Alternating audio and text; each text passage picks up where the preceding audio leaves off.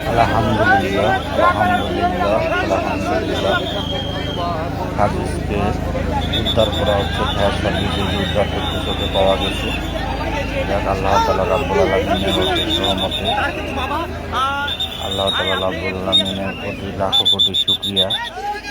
আজকে 32 ঘন্টা পরে এই শিশুটিকে পাওয়া গেছে এবং জীবিত উদ্ধার করা হয়েছে। এই উদ্ধার কাজ আল্লাহ কি আর বলবো, আল্লাহ চাইলে সব কিছুই পারে।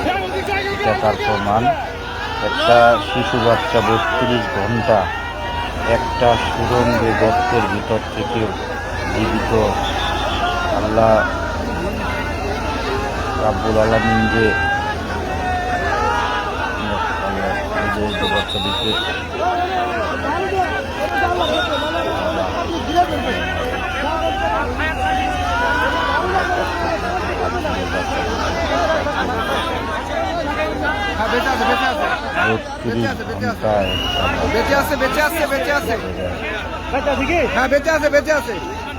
কেউ কল্পনাও করতে পারেনি।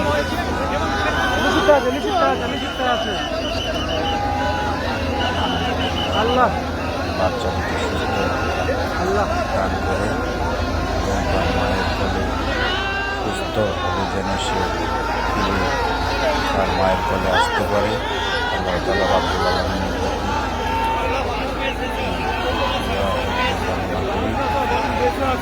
সবাই দোয়া করবেন বাচ্চাটি যেন সুস্থ হয়ে আবার তার ভালোভাবে ফিরে আসতে পারে।